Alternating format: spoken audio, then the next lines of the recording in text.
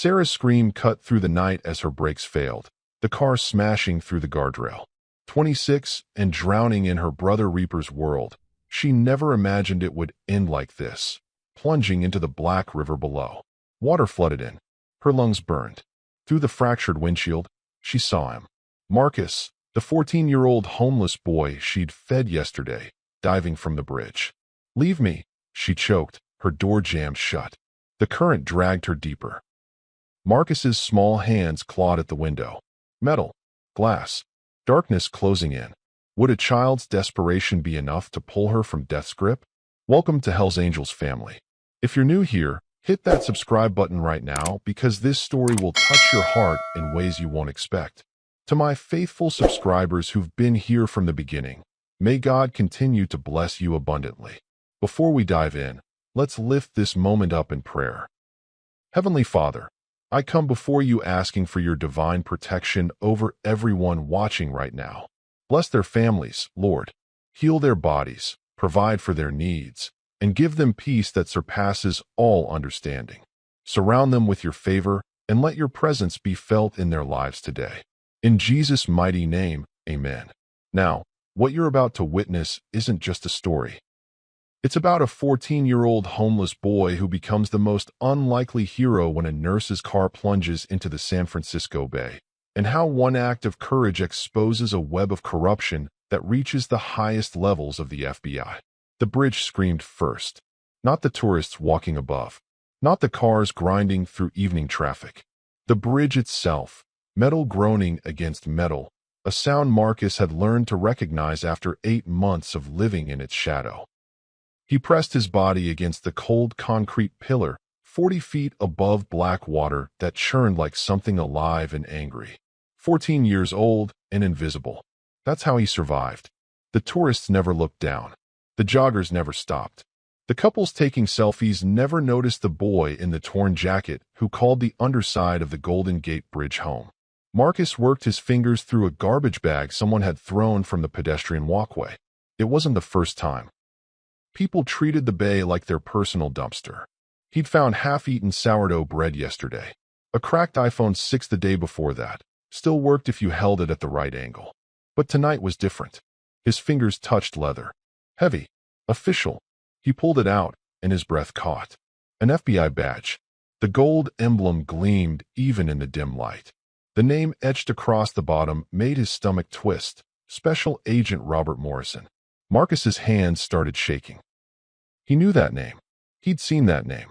2 nights ago at San Francisco General Hospital parking garage, 2 a.m., when sleep had been impossible and he'd been scavenging behind dumpsters for anything useful. A man in an expensive suit had crouched beside a white Tesla Model S in the physician's parking section. Marcus had watched from behind a medical waste container, his stolen phone camera recording, a habit he'd developed in juvie. Document everything. Trust nothing. Believe no one. The man had opened some kind of panel under the wheel well, his fingers moving with practiced precision. He'd pulled out a tablet, connected cables, typed something. The Tesla's lights had flickered. Then the man stood, adjusted his tie, and walked past Marcus's hiding spot close enough that Marcus could smell his cologne.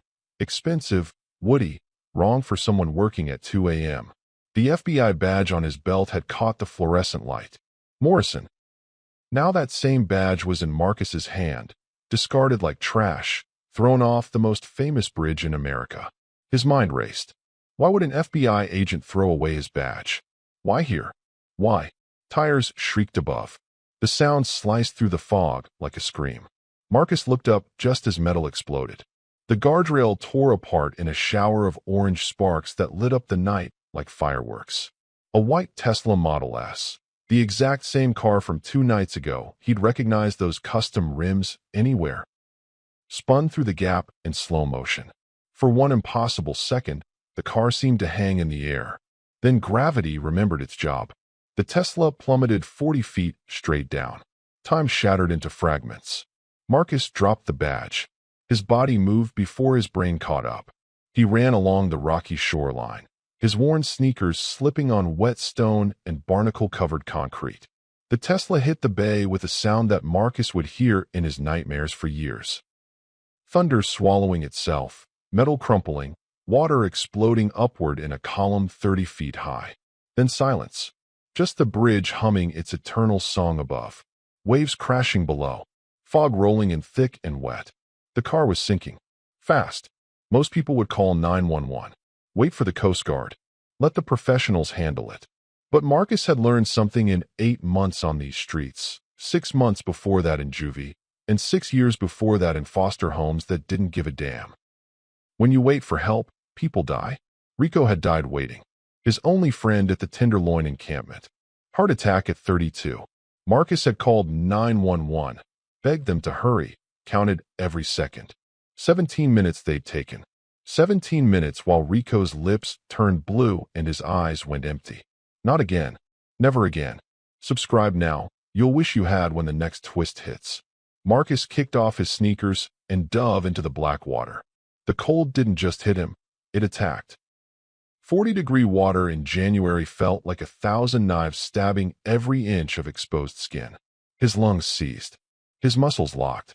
For a terrifying second, he couldn't move, couldn't think, couldn't do anything but feel the cold trying to kill him. Then training kicked in. Training from YouTube videos watched in public libraries. Training from a juvenile detention swim class that was supposed to teach discipline. He forced his arms to move. Forced his legs to kick. Forced himself downward into darkness. The bay water was murky, filled with sediment and algae that turned his vision into a blur of green-black nothing. He kicked deeper. 10 feet. 15. His chest started screaming for oxygen. His ears popped painfully. The pressure built behind his eyes. There, through the murk, twin lights glowing like dying eyes. The Tesla was sinking nose first, headlights still burning, moving slowly toward the bottom of the bay. 20 feet down. 25. Marcus kicked harder. His lungs felt like they'd burst. His vision started spotting at the edges, black dots crowding in, hypoxia trying to drag him into unconsciousness. He reached the driver's side window and looked inside. A woman, mid-20s, dark hair floating around her face like seaweed in slow motion. Eyes closed, arms drifting, not moving, not fighting, not anything. Dead? Unconscious? Marcus couldn't tell. Didn't matter. He grabbed the door handle and pulled with everything he had. Locked. Of course it was locked. Modern cars auto-lock on impact. Safety feature. Except when you're drowning. Marcus pounded his fist against the window. The woman didn't respond. Water was flooding into the cabin through the vents, through gaps in the door seals, filling the interior inch by inch by inch. She had maybe 90 seconds before complete submersion. Maybe less. His lungs were on fire now. Every cell in his body begged him to surface, to breathe, to save himself. But he saw Rico's face, saw all the foster parents who'd given up on him, saw every person who'd looked through him like he was invisible. Not this time. Not this woman. Not on his watch. Marcus surfaced, gasping, his throat burning as air flooded back in. His whole body shook violently. Hypothermia was setting in. He had minutes before his muscles would stop working entirely. He dove again. This time he brought a weapon. A jagged chunk of granite the size of a bowling ball, dredged from the bay floor. 30 pounds of rock that felt like 100 underwater. He swam back down to the Tesla. The car had tilted further, almost vertical now, sinking faster. The woman's face was barely visible through the darkening water inside. Marcus positioned the rock and slammed it against the passenger window. Nothing. Just a dull thud. Again. Harder. His muscles screamed. A tiny crack appeared. Third hit. The crack spiderwebbed outward. Fourth hit. The window exploded inward. Water rushed into the car with the force of a freight train, sucking Marcus forward, slamming him against the door frame. He fought the current, reached through the jagged window frame, felt broken glass slice his arm, but didn't care, and grabbed the woman's shoulder. Her seatbelt held her pinned like a prisoner. Marcus's fingers fumbled for the release button. His vision was tunneling now, black closing in from all sides. His lungs were empty. His body was shutting down. This was it. This was how it ended. 14 years old, drowning in the San Francisco Bay, trying to save a stranger. His finger found the button. Click. The seatbelt released. Marcus wrapped both arms around the woman's torso and pulled. She came free, dead weight, completely limp. He kicked away from the Tesla just as it tilted completely vertical and began its final descent into darkness, disappearing into the deep like a ghost. Marcus kicked upward, up toward the surface that looked miles away, up toward air and life and survival. But the woman was so heavy. His muscles had nothing left. His body was hypothermic, shutting down, dying. 20 feet to surface. 15. 10. His head broke through and he gasped, sucked in air so hard it hurt. But sweet oxygen flooded his system and gave him just enough strength to keep going. He swam toward the rocky shore, dragging the woman with him, her face still underwater, still not breathing. His arms felt like lead. Each stroke took forever. The distance, only 30 yards, felt like crossing an ocean. Finally, his feet touched rock. He dragged her onto the flat stone and rolled her onto her back. Her lips were blue. Her face was gray. No breathing. No pulse under his shaking fingers. CPR. He'd learned it from a YouTube video 6 months ago in the public library between sessions of looking for his mother's name in obituary databases. 30 compressions. 2 rescue breaths. Repeat until help arrives or death wins. Come on, Marcus whispered, placing his palms over her sternum, beginning compressions. 1, 2, 3. Come on. Water trickled from her mouth. Her chest didn't rise. He kept going. Compressions. Breaths. Compressions. His arms shook with exhaustion. His own body was freezing, shutting down, but he couldn't stop. Please don't die. Please. I just saved you. You have to wake up. Please. Suddenly she convulsed. Her body jerked violently. Bay water erupted from her mouth in heaving coughs. Her eyes snapped open, wild, terrified, filled with primal panic. She grabbed Marcus's jacket with shocking strength and pulled him close, her fingers digging into the fabric. Morrison, she gasped, her voice destroyed, raw, desperate. Morrison knows about the files. Marcus froze. That name. Again. The badge. The car. The tampering. He'll kill Diego, she continued, her words tumbling out between coughs and gasps. He'll kill my brother. Reaper. You have to warn, you have to. Comment where you're watching from. When danger hits your city, you'll want to be ready.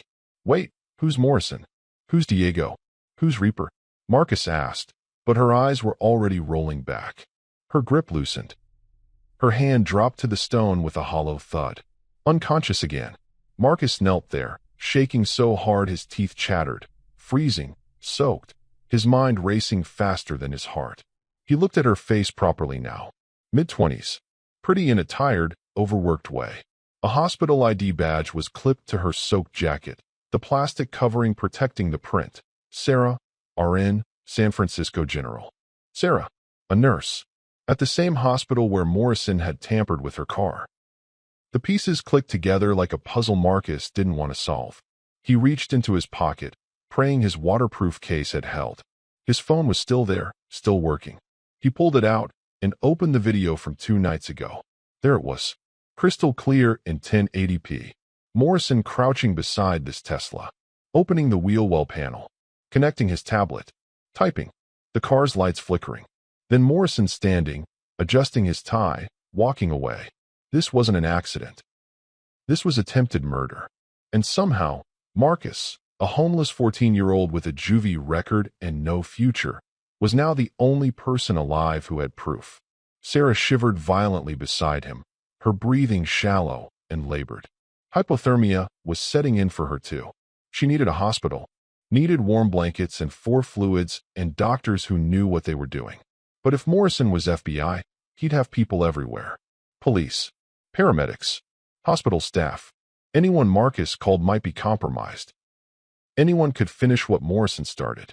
Marcus looked up at the Golden Gate Bridge stretching across the fog like a blood-red monument to American engineering. Somewhere up there, Morrison was probably watching right now, waiting to confirm Sarah was dead, waiting to make sure his murder was clean. Marcus made a decision that would change everything. He grabbed Sarah under her arms and dragged her toward his shelter, a cardboard fortress hidden behind shipping containers under the pier. It wasn't much. A tarp stretched between concrete pillars. Blankets he'd stolen from a Red Cross donation bin. A propane camping heater he'd found in a dumpster and somehow gotten working. But it was invisible, hidden, secret, and right now, invisible was the only thing keeping them breathing. As he pulled her into the shadows, something fell from Sarah's jacket pocket. Marcus grabbed it before it could roll into the water. A small plastic bag, sealed tight. Inside was a micro SD card, wrapped in waterproof tape. The files Morrison wanted. Marcus held the tiny card up to the dim light, filtering through fog. This thing was smaller than his thumbnail. Whatever was on here was worth killing for. Worth destroying a car. Worth murdering a nurse. And now it was in his hands. Behind him, tires screeched on the bridge above. Multiple vehicles. Heavy doors slamming. Flashlights cutting through fog like searchlights hunting prey. They were coming. Marcus pocketed the micro SD card, grabbed Sarah's wrist to check her pulse. Still there, faint but steady, fighting, and melted deeper into the darkness of his hidden world. For the first time in 8 months living as a ghost, Marcus wasn't just surviving. He was someone's only hope. He was holding evidence that could expose corruption. He was responsible for keeping another human being alive. And he had absolutely no idea what to do next. But he'd figure it out. He always did. He had to. Because nobody else was coming to help. Nobody ever did. Marcus's shelter smelled like rust and seawater and 8 months of desperate survival. He dragged Sarah across the threshold, her body dead weight in his arms, still shivering so violently her teeth chattered loud enough to echo off concrete. The propane heater sat in the corner like a mechanical god, temperamental, dangerous, essential. Marcus had found it 3 months ago in a restaurant dumpster, missing parts, supposedly broken. He'd taught himself how to fix it using YouTube videos watched in library computer labs between security guards' rounds. He kicked the heater's base 3 times, his ritual, and it sputtered to life. Orange flames danced behind the metal grate, casting shadows across cardboard walls that separated them from the world above. Above, where headlights swept across the Golden Gate Bridge in systematic search patterns. Where voices shouted coordinates through radio static. Where people with guns and badges were hunting for a body that wasn't dead yet. Marcus peeled off Sarah's soaked jacket with shaking hands. Her skin was ice-cold, gray-tinged, hypothermia settling in deep. He wrapped her in every dry blanket he owned. 5 of them, stolen from different donation bins across the city. Each one a small victory against the cold that tried to kill him every night. He positioned her near the heater, close enough for warmth, far enough to avoid burns. Her breathing was shallow but steady. Alive. Still alive. That had to count for something. His own body was shutting down. Adrenaline crash mixed with hypothermia created a cocktail of confusion and exhaustion that made his vision blur.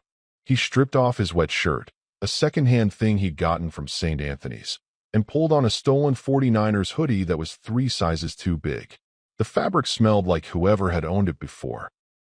Marcus tried not to think about whether they were dead or just generous. Think. He had to think. Call 911. No. If Morrison was FBI, he'd have dispatchers flagged, police scanners monitored, hospital intake systems compromised with alerts that would ping the moment Sarah's name entered any database. Run? Where? Marcus had nowhere. No family. His mother had overdosed when he was 9. Father never existed beyond a blank line on his birth certificate. No money. The $17 in his pocket wouldn't get them past city limits. No options except the ones he created from nothing. He pulled out the micro SD card and stared at it under the heater's orange glow. This tiny piece of plastic, smaller than his thumbnail, had almost gotten Sarah killed. What could possibly be stored on something this small that was worth murder? Don't. Marcus spun around so fast he nearly fell. Sarah's eyes were open, barely, just slits, but focused with laser intensity on the card in his hand. Don't look at it, she whispered, her voice destroyed, raw like she'd been screaming. The encryption will trigger an alert.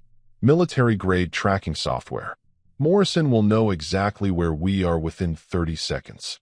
Marcus dropped the card like it had caught fire. It landed on a blanket between them, looking innocent and deadly at the same time. What's on it? He asked. Evidence.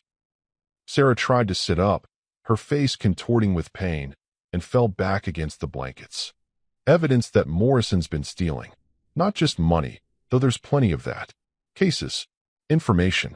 Witness identities. He's been selling FBI intelligence to the highest bidder. Russian mob. Chinese government. Mexican cartels. Whoever pays. She coughed, her whole body convulsing. How old are you? 14. Her face crumpled like paper. Oh God, you're just a kid. You can't be involved in this. You can't. This isn't. You should be in school, playing video games, worrying about homework, not. I'm already involved. Marcus interrupted, his voice harder than he intended. I don't go to school. Haven't for 8 months. Don't have a home. Don't have parents. Don't have anything except what I can carry. He pulled out his phone. And I have this. He showed her the video. The footage played in silence. Morrison crouching beside the white Tesla, opening the wheel well panel, connecting his tablet with professional efficiency, typing commands. The car's lights flickered. Dashboard screens glowed. Then Morrison stood, adjusted his expensive tie, walked away like a man who'd just committed the perfect crime. The timestamp glowed in the corner. 2:07 a.m., 2 days ago. Sarah's eyes went wide, whites showing all around the iris. That's impossible. Nobody saw him. He checked for cameras, for witnesses, She stopped, understanding dawning across her face like sunrise. You're homeless. Yeah. So you're invisible to people like him. Yeah, we all are. Sarah laughed, a broken sound that turned into wet coughing. Blood specked her lips. Internal injuries, Marcus thought. She needed a hospital. Soon. A homeless 14-year-old just became the most important witness in a federal corruption case, Sarah said, wiping blood from her mouth. My brother's going to lose his mind when he finds out. Your brother. Diego. You called him Reaper when you woke up. Sarah's expression shifted. Fear mixed with something fiercer, something that looked like pride and terror having a fight. Diego's undercover. Deep cover. 5 years infiltrating the Hells Angels motorcycle club. He's been working to dismantle them from inside, gather evidence, build cases against the leadership. Her voice dropped to barely audible. He's FBI. Like Morrison. Was supposed to be partnered with Morrison. Morrison was his handler. His only contact with the Bureau. His lifeline. She grabbed Marcus's wrist with surprising strength. If Morrison's corrupt, if he's been compromising Diego's operation, selling information about his real identity to the Angels or their rivals, Marcus, they'll kill him. Slowly. What the Angels do to undercover cops. She stopped, couldn't finish. Footsteps crunched on gravel outside. Both of them froze like prey animals sensing predators. Voices. Low. Professional. Military-trained cadence. Close. Too close.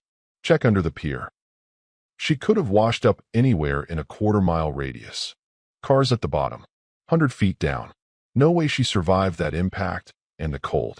Water's 40 degrees. Hypothermia would have taken her in minutes. Morrison wants confirmation. Visual or body. He's not paying us for assumptions. Keep looking. The footsteps moved closer. Flashlight beams cut through gaps in Marcus's cardboard walls, sweeping left, right, up, down, methodical and thorough. Marcus's heart hammered so loud he was sure they'd hear it, sure it would give them away. Sarah's breathing had stopped completely, her hand clamped over her mouth, eyes squeezed shut. A flashlight beam passed 6 inches from Marcus's face, so close he could feel the heat from the bulb. Like and subscribe now, you never know when you'll need this. The footsteps paused. Right outside. So close Marcus could hear the man's radio crackle with static. Could hear him breathing. Could smell his cigarette smoke drifting through cardboard gaps. Sector 4 clear. Moving to Sector 5. ETA 2 minutes. Copy that. We'll sweep north, you go south. The footsteps retreated. Faded. Disappeared into night sounds. Waves, wind, bridge traffic. Marcus and Sarah didn't move for 30 seconds. 40. A full minute. Marcus counted his heartbeats. 97 before Sarah finally exhaled. We can't stay here, she whispered. They'll do another sweep. Bring dogs next time. Thermal imaging. This cardboard won't hide us from infrared. Where do we go? Marcus asked. I know the streets, but they'll have those covered. They'll have your picture distributed to every cop, every security guard. The Tenderloin District. My brother has a contact there. Street-level informant named Rico.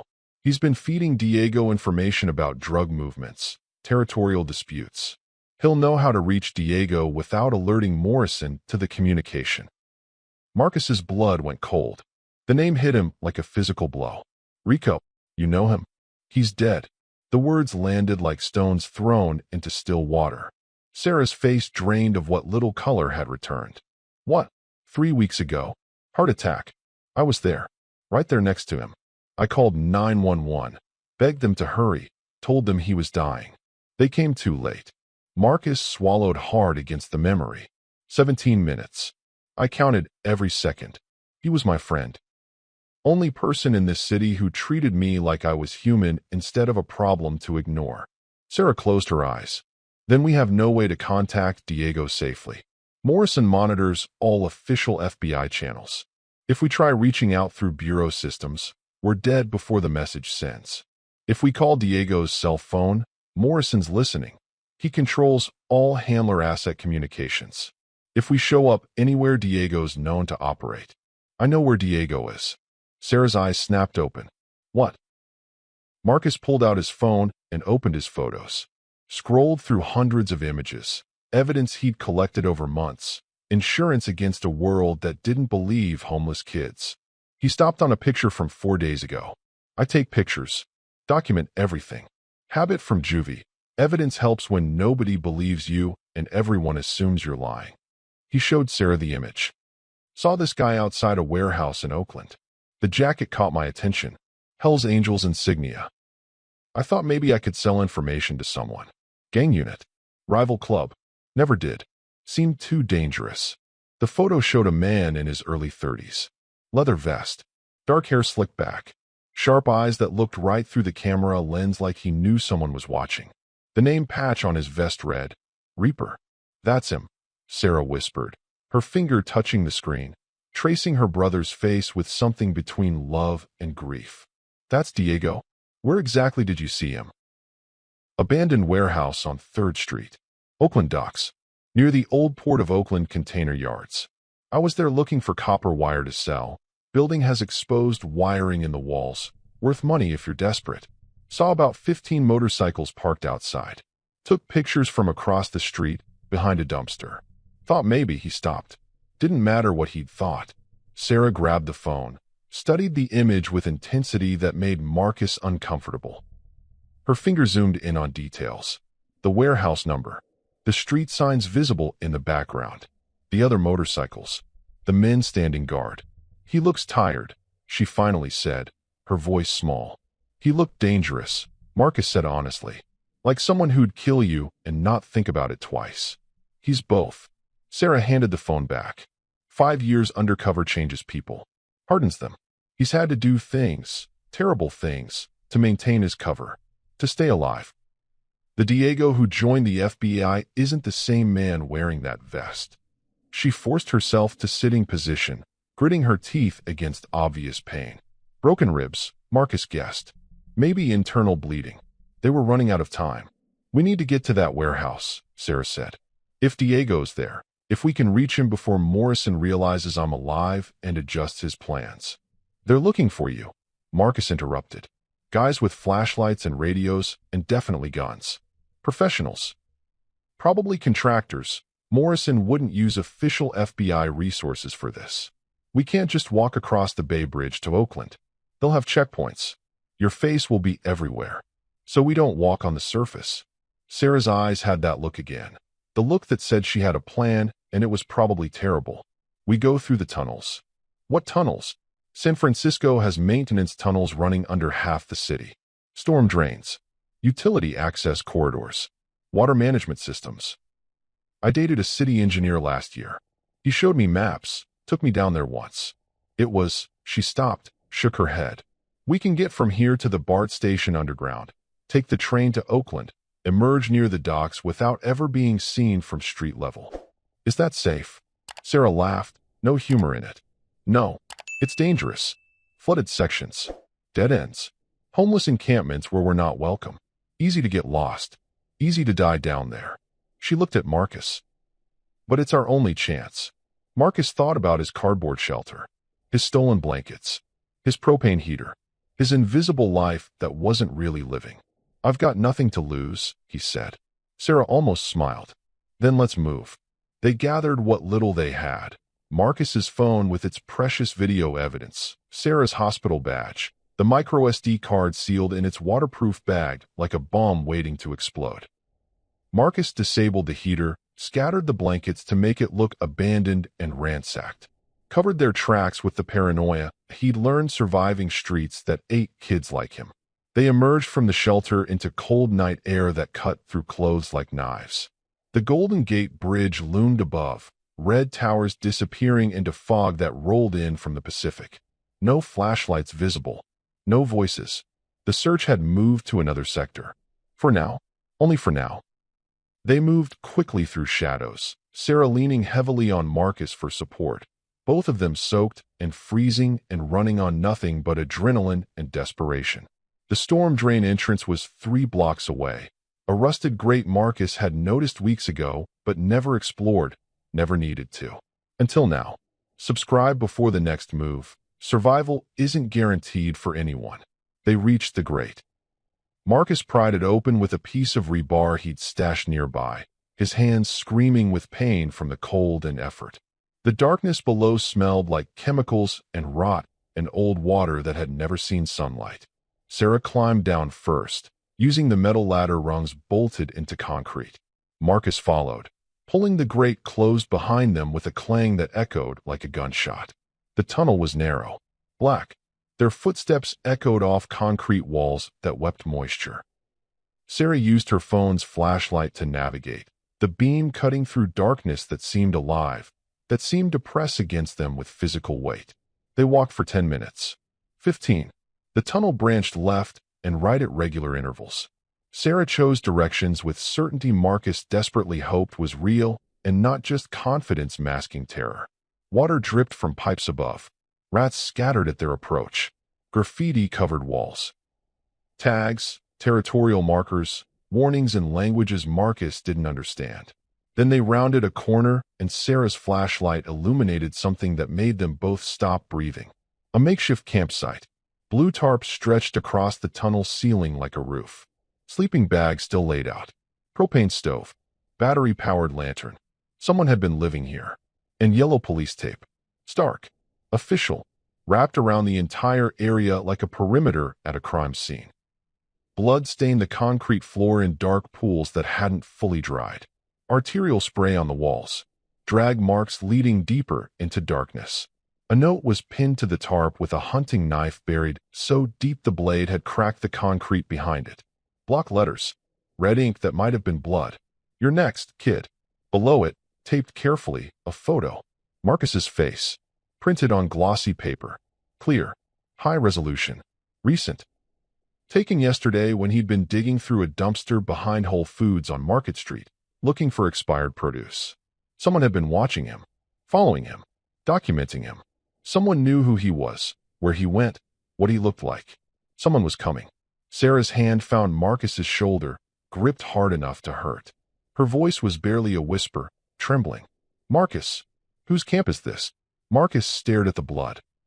At his own face staring back from that photo like a target marked for elimination. At the knife pinning both to the tarp like a promise of violence yet to come. His mind raced through possibilities. Rico was dead. The other homeless people Marcus knew avoided him. Bad luck, they said, followed the kid like a shadow. Who would? Wait. The sleeping bag. Dark blue with orange trim. He'd seen that before. 2 weeks ago. A man in the Tenderloin had been using it. Older guy, 50s maybe, said his name was Jack or John or... No, not Jack. Morrison. The badge in the trash. The campsite under the tunnel. Someone watching Marcus. Morrison had been living down here.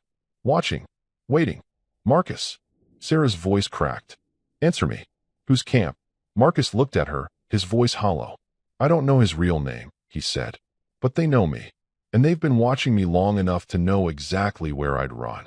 The flashlight flickered, went out, and in the darkness, somewhere deeper in the tunnel, footsteps began to echo. Slow, deliberate, coming closer. The footsteps echoed through darkness like a heartbeat counting down to death.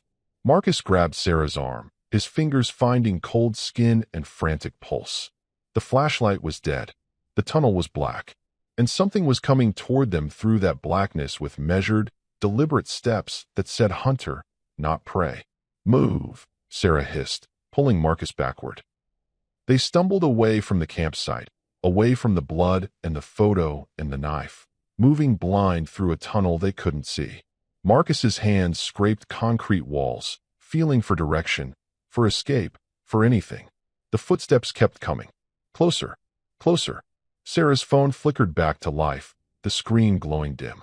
She used it to navigate, the weak light barely cutting through darkness that felt solid. They ran, stumbling, falling, running again. Marcus's lungs burned. Sarah gasped with every step, her injuries screaming. Behind them, the footsteps stopped. Then a voice, male, distorted by tunnel acoustics. You can't run from me, Marcus.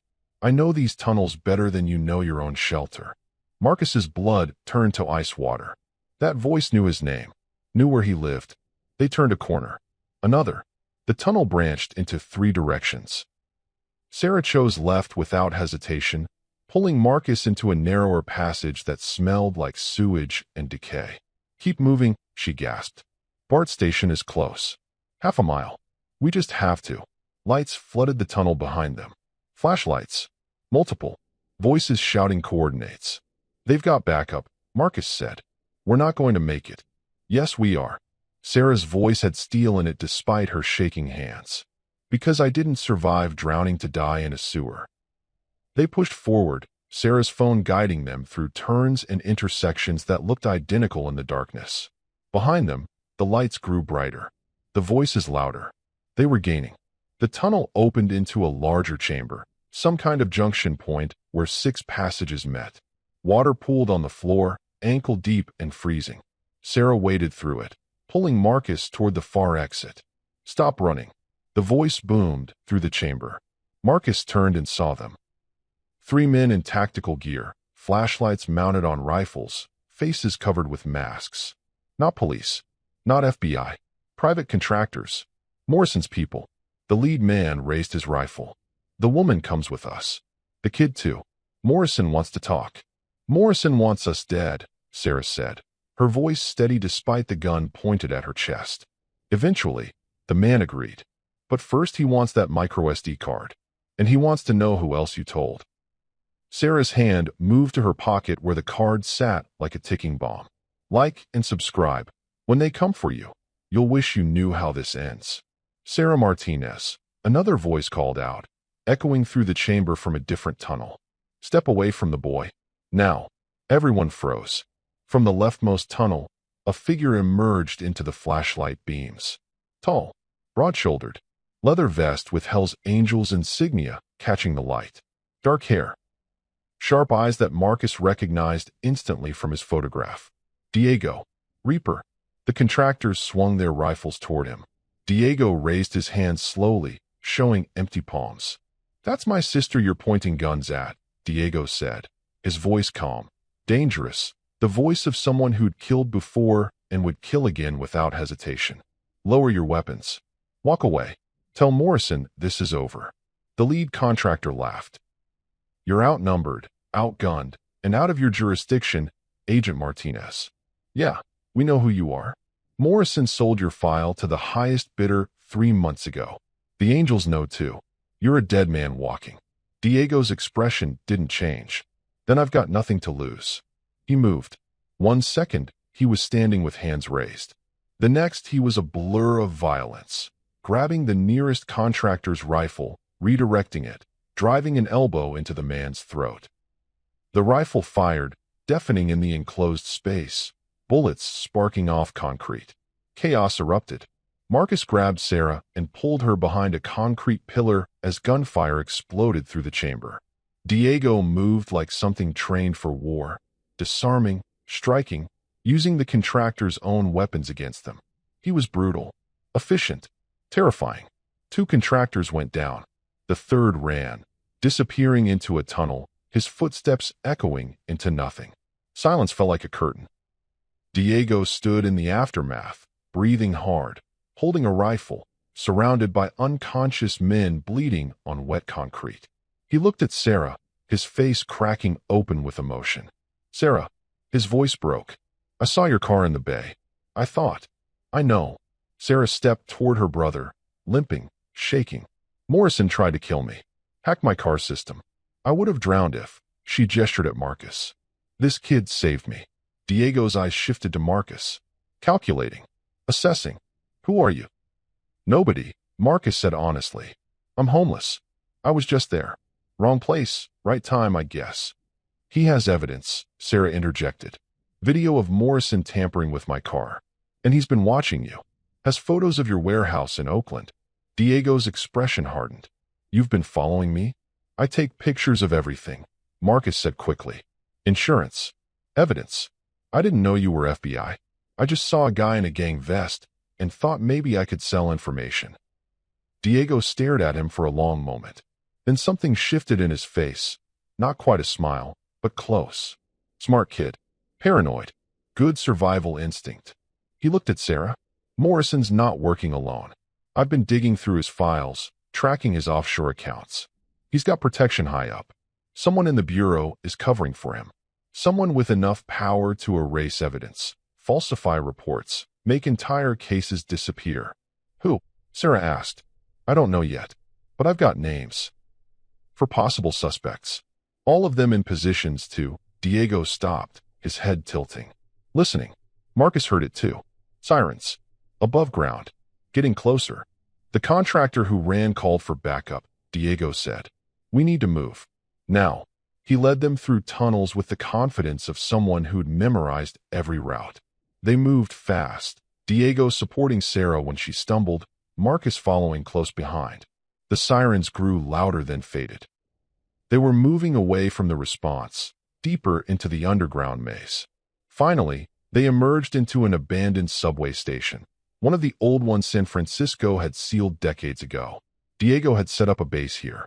Computers, monitors, files stacked everywhere. "You've been living down here?" Sarah asked. 2 weeks. Morrison started asking questions I couldn't answer. I went underground before he could blow my cover completely. Diego pulled up files on his computer. "I've been tracking his communications, his bank accounts, his—" He stopped. His face went white. "What?" Sarah moved to look at the screen. Diego pointed at an email thread he'd decrypted. Marcus looked over Sarah's shoulder and read the sender's name. "Deputy Director Catherine Vale." "She's Morrison's partner," Diego said, his voice hollow. "She's not covering for him. She's running him. The whole operation. The embezzling, the intelligence selling, everything, it's hers. Morrison's just the middleman." Sarah grabbed the desk for support. "Vale is the deputy director. She controls half the FBI's operations. If she's corrupt, everyone who's tried to expose her is dead or disappeared," Diego finished. "And now we're on that list." Marcus's phone buzzed in his pocket. He pulled it out. Unknown number. Text message. 3 words. "I see you." Attached was a photo, taken 30 seconds ago. The 3 of them standing in this abandoned station, visible through a camera Marcus couldn't locate. "She's watching us," Marcus whispered. "Right now?" "She's watching." Diego spun, searching for cameras, but found nothing. "How is she?" His phone rang. Sarah's phone rang. Marcus's phone rang. All at once. Same unknown number. Diego answered, putting it on speaker. Catherine Vale's voice filled the station, smooth, professional, terrifying in its calmness. "Hello, Diego." "Hello, Sarah." "And hello, Marcus." "Yes, I know all your names." A pause. "You have something that belongs to me. A micro SD card. I want it back. You have 1 hour to bring it to Pier 39. Come alone. All 3 of you. Or I release Diego's real identity to every Hell's Angels chapter in California." "You already did that," Diego said. "Your contractor told me." Vale laughed. "Oh, Diego, that was a lie to destabilize you. But I can make it true with 1 phone call. 1 email. One text message. The angels will skin you alive and post the video online. Is that what you want?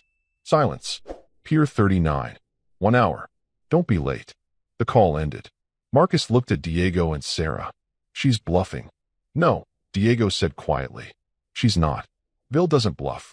If we don't show, I'm dead. If we do show, we're probably all dead. He looked at the micro SD card Sarah pulled from her pocket. Unless we use that. What's on it? Sarah plugged it into Diego's computer. Files loaded. Thousands of documents. Bank records. Emails. Photos. Video footage. Evidence of everything. 20 years of corruption. Dozens of crimes. Hundreds of millions stolen. And one video file labeled Insurance. Diego clicked it. The video showed Vale in a luxury hotel room, meeting with a man Marcus recognized from news reports, a Chinese intelligence officer wanted by Interpol. She was handing him files. Classified documents. Names of American assets overseas. She's a traitor, Sarah breathed. Not just corrupt. She's selling state secrets. Diego's jaw clenched. This is enough to destroy her. But we have to survive long enough to release it. Marcus looked at the timestamp on his phone. We have 56 minutes. Diego stood, grabbed weapons from his stash, started loading them with mechanical precision. Then we'd better have a plan. But before anyone could speak, the lights went out. Emergency power died. And in the darkness, a voice spoke. Not from phones, but from speakers hidden in the station. Vale's voice. I lied about the hour, Diego. My people are already there, surrounding you. There's no escape. Come out peacefully, and I'll make it quick. Resist, and I'll make you watch your sister and the boy die first. Flashlights clicked on outside. Shadows moved in tunnels. Dozens of them, surrounding the station from every direction. They were trapped. Subscribe now. The next 60 seconds decide if anyone survives. Diego locked eyes with Sarah, then Marcus. His hand moved to something under the desk, a switch Marcus hadn't noticed. When I flip this, Diego whispered, run for the east tunnel. Don't stop. Don't look back. There's an exit half a mile down that leads to Oakland docks. My warehouse. You'll be safe there. What about you? Sarah asked. Diego smiled, sad and resigned. I'm buying you time. His finger touched the switch. And somewhere above them, explosives he'd planted weeks ago began their countdown. Diego's finger hit the switch. The explosion wasn't what Marcus expected, not some Hollywood fireball that consumed everything in orange flames and dramatic music. It was tactical, surgical, precise. 3 charges detonated simultaneously in tunnels north, south, and west of their position, the sound like the earth itself splitting open. The concussive force shook the abandoned subway station like a magnitude 7 earthquake, dust raining from the ceiling in thick cascades, ancient tiles cracking and falling in sheets that shattered on concrete floors. The flashlights outside scattered like startled birds. Voices shouted in confusion, orders breaking down into chaos. Someone screamed as a tunnel collapsed, the sound cutting off abruptly in a way that made Marcus's stomach turn. East Tunnel. Now. Diego shoved Sarah forward with one hand, grabbed Marcus's jacket with the other. They ran through choking dust that turned the air into soup, every breath like inhaling sandpaper. The emergency lighting flickered and died, plunging them into darkness broken only by Diego's flashlight beam cutting through debris. Behind them, more explosions rippled through the underground maze, a chain reaction Diego had carefully engineered over weeks of preparation. Each blast calculated to collapse specific tunnels, create specific obstacles, buy them exactly 90 seconds of confusion before Vale's contractors could regroup and pursue. 90 seconds to escape. 90 seconds between life and death. They had to make every single one count. The east tunnel was narrow, claustrophobic, the ceiling so low Marcus had to duck to avoid scraping his head on exposed pipes that wept condensation. Sarah stumbled, coughing blood that splattered dark against concrete. Diego caught her without breaking stride, half carrying her now, his face grim with determination that looked like it hurt. How much further? Sarah gasped between wet coughs that made Marcus think of punctured lungs and internal bleeding. Quarter mile? Maybe less. There's a maintenance ladder at the end. Comes up inside a warehouse I've been using as backup safe house. Diego's voice was tight, controlled. The voice of someone pushing past their own breaking point through sheer willpower. If we can reach it before Vale's people regroup and cut us off. Gunfire erupted behind them, deafening in the enclosed space. Bullets sparked off concrete walls, ricocheting with high-pitched whines that could kill just as easily as direct hits. Someone had found their trail faster than Diego had calculated. They ran faster. Marcus's lungs burned like he was breathing fire. His legs screamed with lactic acid buildup. His shoulder, where he'd scraped it in the Bay rescue, throbbed with every movement. But the alternative was bullets and death, and Sarah's brother failing to protect her after 5 years of undercover work. So Marcus pushed through pain into something beyond it, some primal survival mode he hadn't known he possessed. The latter appeared like salvation. Rusted metal rungs bolted into concrete decades ago, climbing 30 feet straight up to a metal hatch that looked like it hadn't been opened in years. Diego went first, shouldering the hatch open with a screech of protesting hinges loud enough to wake the dead. He pulled Sarah up with strength that seemed impossible given their situation. Marcus climbed last, his arms shaking with exhaustion, his hands slipping on rungs slick with condensation and rust. They emerged inside a warehouse that smelled like motor oil and old leather and something else, gasoline, maybe, or the particular scent of places where men gathered to do dangerous things. Motorcycles lined the walls like metal sculptures. Harleys, all of them, custom painted with Hell's Angels insignia. Diego's cover life lived here in chrome and leather and implied violence. But so did his real work. One corner of the warehouse was different. Hidden behind a false wall, Diego quickly revealed by pressing a sequence on what looked like an ordinary electrical panel. The wall slid aside with a pneumatic hiss, exposing a room that looked like it belonged in a CIA black site, not a motorcycle club warehouse. Computers, servers humming with power, equipment that looked military-grade, and probably was. Monitors showing feeds from cameras Marcus couldn't see. A setup that had cost serious money and serious expertise and serious connections that went beyond what a regular FBI agent should have. "You built all this?"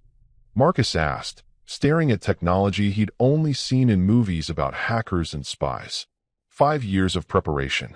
Diego locked the hatch behind them with multiple deadbolts, then started typing on a keyboard with desperate speed, his fingers flying across keys with practiced precision.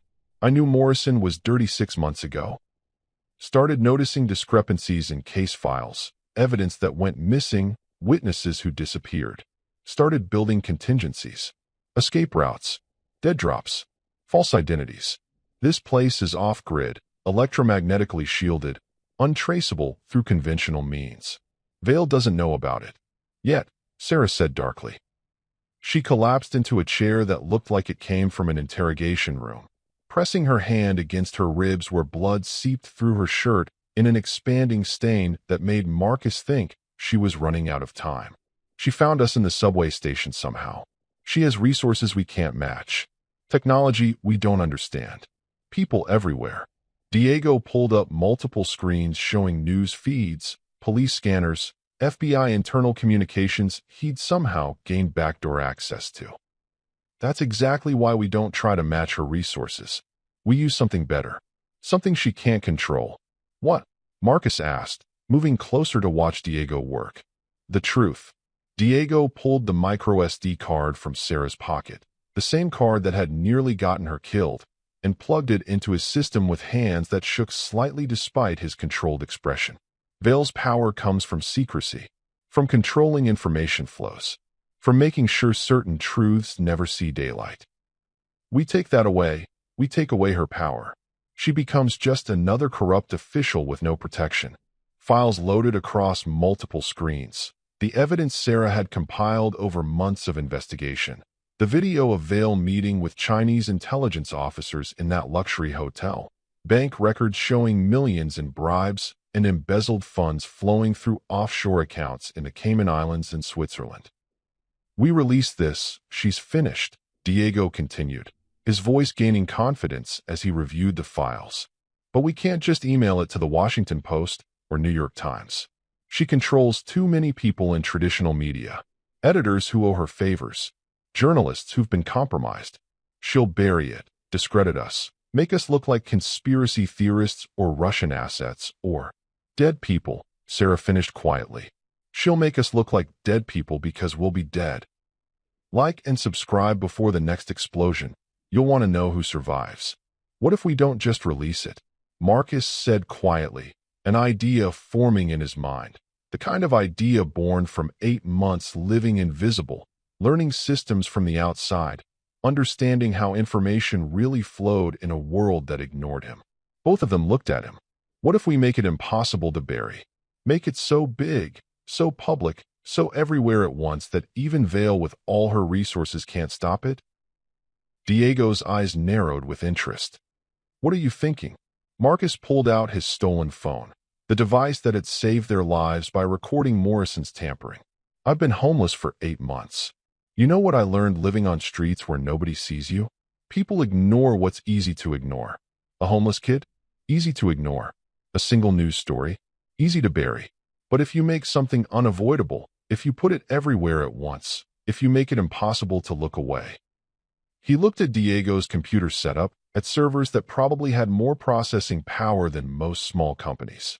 Can you access social media servers from here?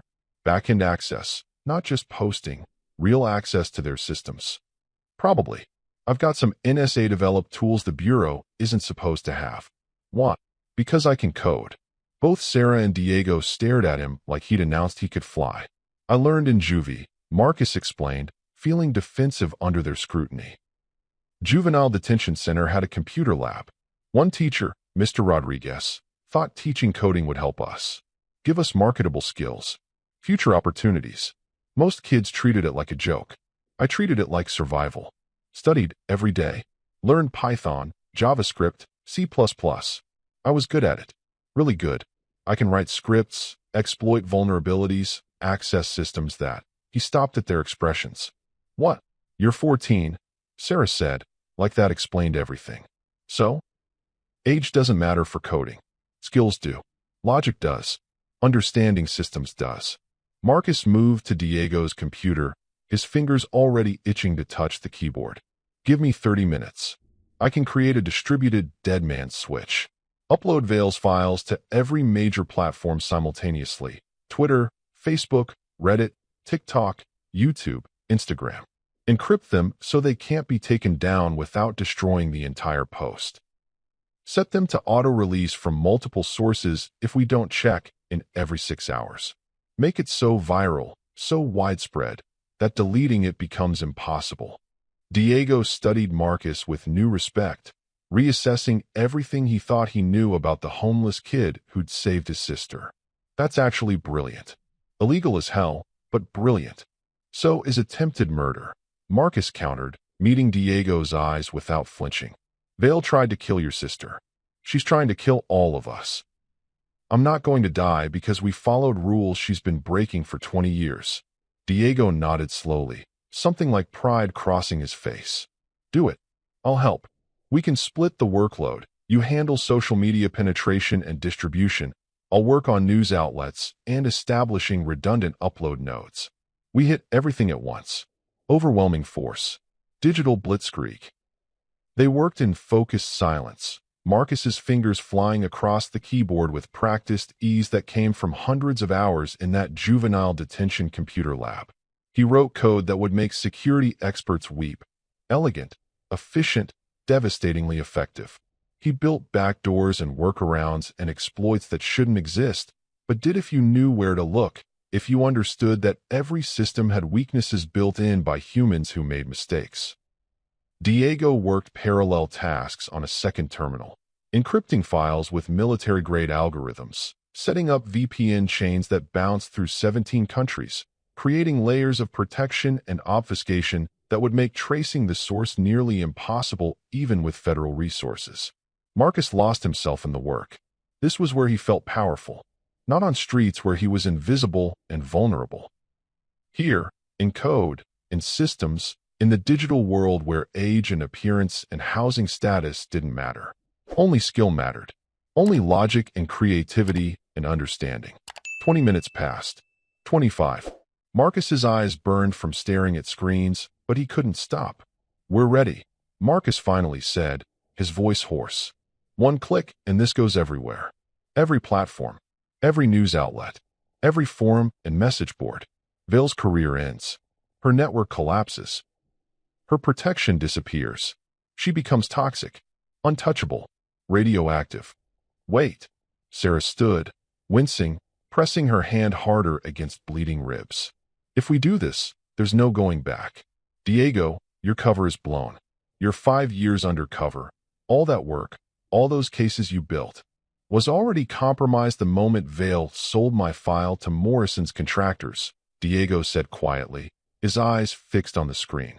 "I'm burned either way. The angels will find out eventually. At least this way I take her with me. At least this way those 5 years mean something."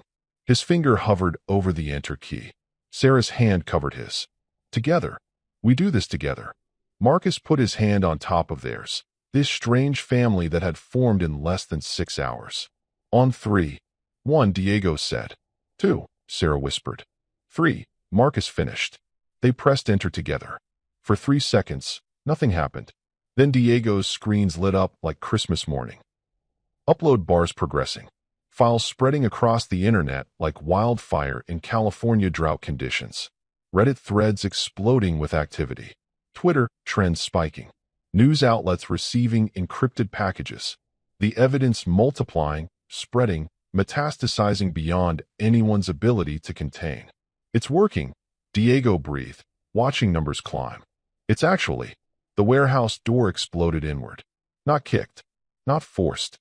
Exploded. Shaped charges that turned solid steel into twisted metal and smoke.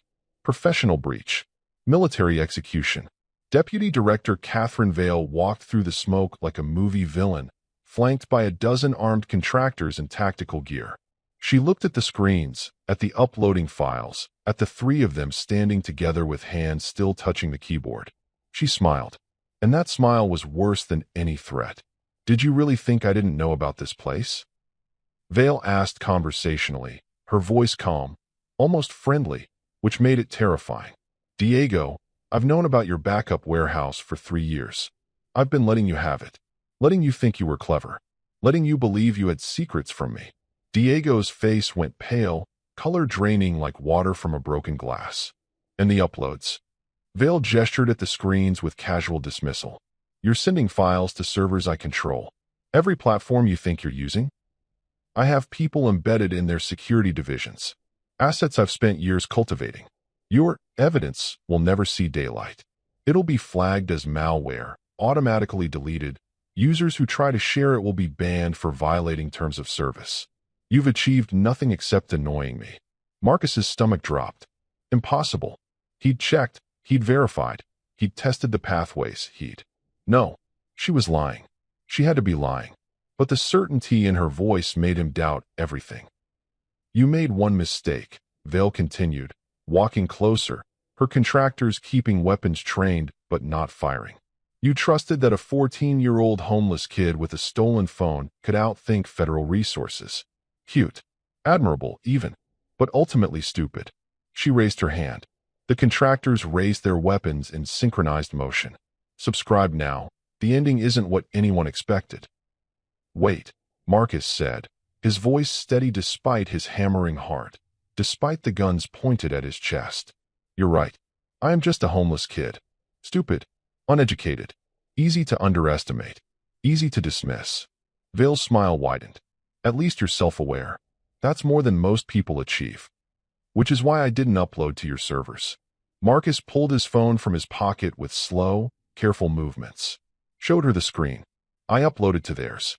The screen showed a live stream. Active. Running for the past 18 minutes.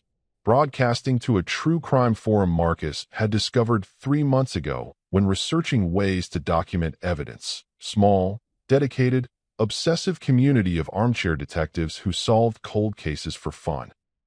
147 people watching in real time. Watching Diego's screens. Watching the evidence load. Watching Vale walk in with armed contractors. Watching this entire conversation. Recording everything. Screenshotting everything. Downloading everything. Chat's been active, Marcus said softly, turning the phone so Vale could read the scrolling comments. They've been screenshotting your face. Downloading files. Sharing to their own platforms. Reddit. Twitter. Facebook groups. Discord servers. It's already beyond your control. Every person watching has copies. They're spreading it faster than you can stop them. Exponential growth. That's how virality works. Vale's smile disappeared like someone had flipped a switch. You little. She moved faster than Marcus expected, crossing the distance in 2 strides. Her hand closed around his throat, lifted him off his feet, slammed him against the concrete wall hard enough to crack his skull. Stars exploded across his vision. In the stream. Now. Her voice was ice and death. Can't. Marcus choked out through the pressure on his windpipe. Deadman switch. Biometric trigger. If my heart rate drops below 40 or spikes above 180, it triggers automatic uploads to every major news organization. Real ones. International ones. BBC. Al Jazeera. Reuters. Ones you don't control because they're not American. Vale's grip tightened. Black spots crowded Marcus's vision. He couldn't breathe. Couldn't think. His lungs screamed. This was it. This was how he died. 14 years old, strangled in a warehouse, having accomplished nothing except delaying the inevitable. Then Sarah moved. Fast. Desperate. Fueled by something beyond pain. She grabbed a heavy wrench from Diego's workbench and swung it at Vale's head with everything she had left. Vale blocked it with her free hand. Impossibly fast reflexes, but the impact made her release Marcus. He dropped to the floor, gasping, his throat on fire. Vale turned on Sarah with deadly intent, her professional mask cracking to reveal something murderous underneath. Diego tackled Vale from the side before she could reach Sarah. They went down in a tangle of violence that was nothing like movie fights. Brutal, ugly, desperate. Gunfire exploded through the warehouse. Contractors firing at Diego's position. But Diego had prepared for this. Hidden weapons caches throughout the warehouse. Return fire came from automated turrets Diego had installed weeks ago. Chaos erupted. Tactical formation broke down into survival mode. Marcus crawled toward his phone, dropped during Vale's attack. Grabbed it with shaking hands. The live stream was still running. Still broadcasting. 190 people watching now. 200. 250.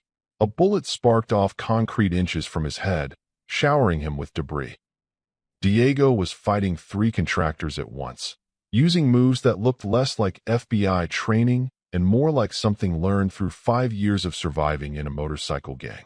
Sarah was down, bleeding worse now, her face pale as paper. Vale was reaching for a gun one of the contractors had dropped. Marcus made a choice that wasn't really a choice at all.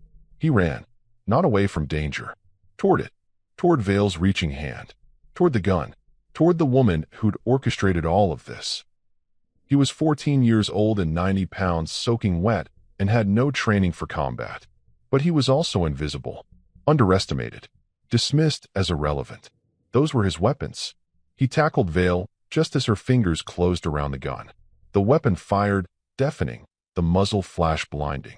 Someone screamed. Marcus couldn't tell who. Then impact and pain and darkness swallowing everything. Marcus woke to sirens and bright lights that hurt his eyes and voices he didn't recognize speaking in urgent medical terminology. Kid's alive. Barely. GSW to the left shoulder. Entry wound. No exit. Bullets still in there. We need to move him now or he bleeds out. What about the others? Woman's critical but stable. Man's in custody but refusing medical treatment. Director Vale. Don't say her name out loud. Orders from Washington. Just get them all to San Francisco General. FBI wants this scene locked down. Nobody talks to press. Nobody talks to anyone. Marcus tried to speak. Couldn't. His throat was too damaged from Vale's choking. Hands lifted him onto a stretcher with surprising gentleness. Pain exploded through his shoulder, white-hot and consuming. As they loaded him into an ambulance, he caught glimpses through fogging vision. Vale in handcuffs, screaming at federal agents who weren't listening, her professional composure completely shattered. Diego covered in blood, his own and others, but standing, conscious, alive. Sarah unconscious but breathing, medics working on her with focused intensity. His phone was still in his pocket, still live streaming, still recording everything. 2,000 viewers now, then 3,000, 5,000. The truth was out there, spreading, multiplying, becoming impossible to contain. Vale's carefully constructed empire built over 20 years was collapsing in real time. They'd won. But as the ambulance doors closed and darkness pulled at him again, Marcus heard one final sound that made his blood freeze. A phone ringing. Vale's phone, on the ground where she dropped it during the fight. And a voice from the speaker, electronically distorted but clear enough, loud enough for Marcus to hear in that last moment before unconsciousness claimed him. Catherine, Beijing Station, we have a situation. Your American operation is compromised. Extraction team is wheels up in 20 minutes. We're bringing you home. Confirm your location for pickup. The doors slammed shut. Sirens wailed. And Marcus realized with horrifying clarity as darkness took him, they hadn't won at all. They'd just made Vale more dangerous than ever. She had an escape plan. She had foreign government backing. She was going to disappear, and everything they'd done would mean nothing. Unless. But then the darkness won, and Marcus knew nothing at all. Marcus woke to the smell of antiseptic and the steady beep of machines monitoring his heartbeat like a mechanical lullaby. Hospital. San Francisco General. The irony wasn't lost on him. The same hospital where Sarah worked, where this entire nightmare had started just 3 days ago, when Morrison had tampered with her car in the parking garage 6 floors below, where Marcus now lay recovering.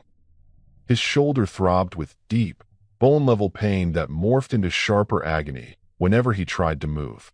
He looked down through vision still fuzzy from anesthesia. White bandages, clear for lines snaking into his arm.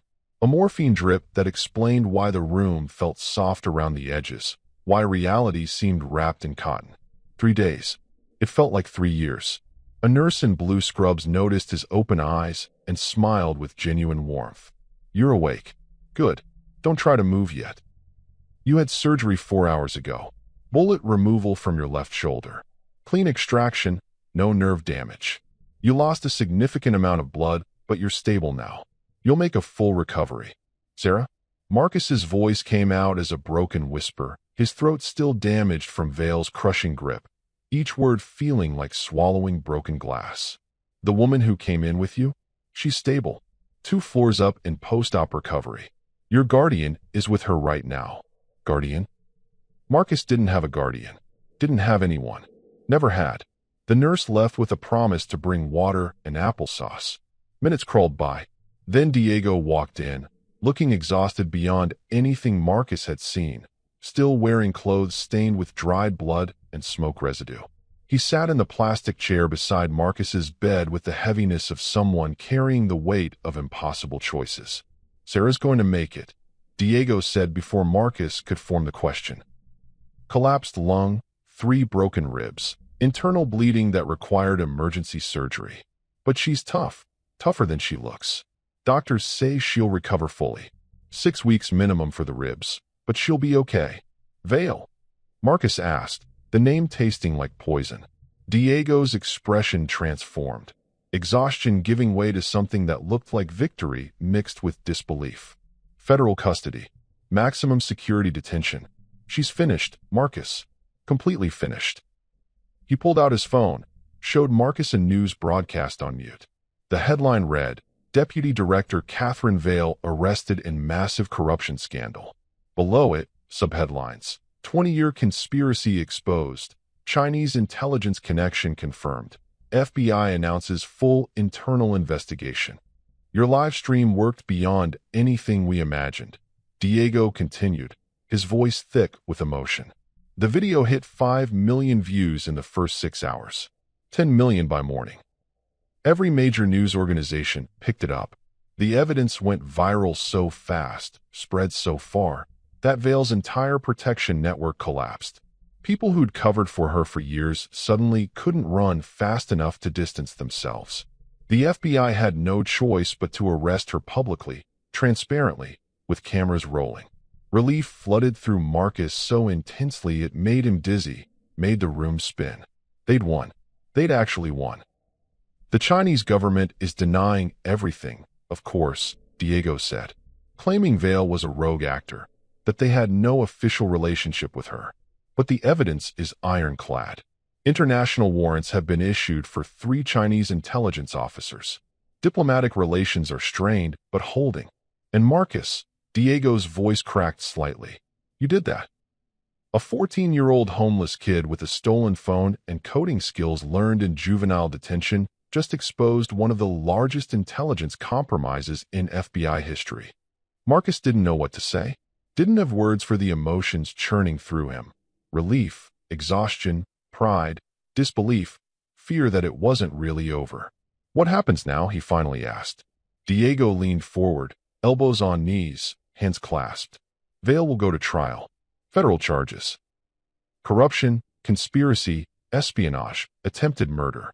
3 counts for you, Sarah, and the guard she killed during her operations. She's looking at life in prison, possibly death penalty given the espionage component. Her lawyers are already trying to negotiate a plea deal, but the Attorney General isn't interested. They want to make an example. And you? Marcus asked. Your undercover work is over, Diego said, but he didn't sound sad about it. The Hells Angels case is compromised beyond repair. But because of the evidence I gathered over 5 years, because of everything that came out through your live stream, the Department of Justice is moving forward with RICO charges against the organization's leadership. 43 arrests so far. More coming. My work wasn't wasted. What will you do? Diego smiled, tired but genuine. I'm thinking about teaching. FBI Academy. Training new agents. Sharing what I learned the hard way. He paused. But first, I need to take care of some unfinished business. He pulled papers from inside his jacket. Official documents, legal letterhead. Placed them on the rolling table beside Marcus's bed. Marcus looked at them, his brain still fuzzy from morphine, making it hard to process the words. Then clarity hit, like cold water. Adoption papers. Temporary guardianship forms. Foster care release documents. Diego's name listed as legal guardian. Sarah's name as co-guardian. What is this? Marcus whispered. You saved my sister's life, Diego said quietly, his voice steady despite obvious emotion. You exposed corruption that would have continued destroying lives for years. You're smart, resourceful, brave beyond your years. And you're 14 years old with no family, no home, no support system. He met Marcus's eyes. Let us change that. Let us give you what you deserve, a family, a home, a chance. Marcus's throat tightened, making it hard to breathe. I don't need charity. I've survived alone. I can keep. This isn't charity, Diego interrupted gently. This is family. There's a difference. You've proven you can survive alone. Now let us show you what it's like to not have to. The door opened. Sarah limped in, leaning heavily on a crutch, her torso wrapped in bandages, her face pale but smiling. She moved to Marcus's other side, her free hand finding his. Nobody should have to be invisible, Sarah said softly.